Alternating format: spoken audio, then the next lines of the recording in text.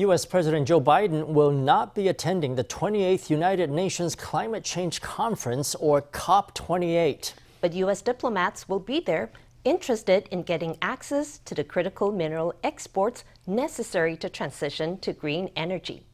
Voice of America's Jessica Stone reports.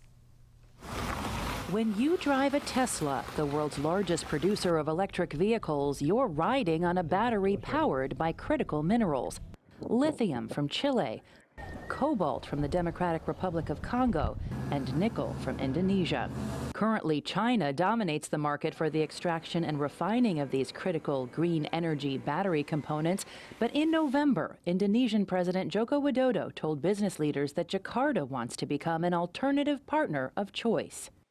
As home to the largest nickel reserves in the world and other critical minerals, Indonesia is in the process of building an EV integrated ecosystem and aims to produce 600,000 electric cars by 2030.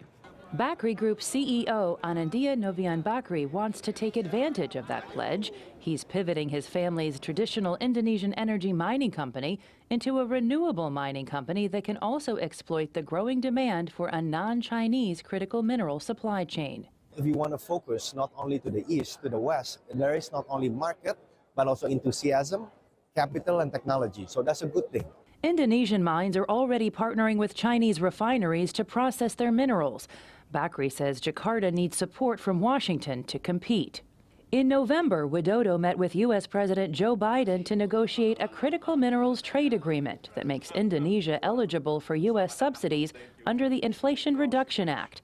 But Southeast Asia expert Greg Poling says there's a long road ahead to approval.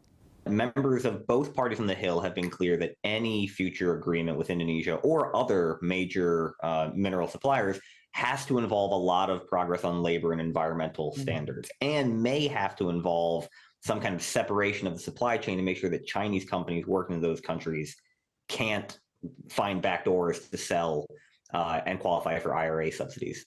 In the meantime, Jakarta is making progress on reducing Beijing's dominance in refining critical minerals. In 2020, it banned the export of nickel ore, and Indonesian law requires companies which mine to also refine domestically. Jessica Stone, VOA News, Washington.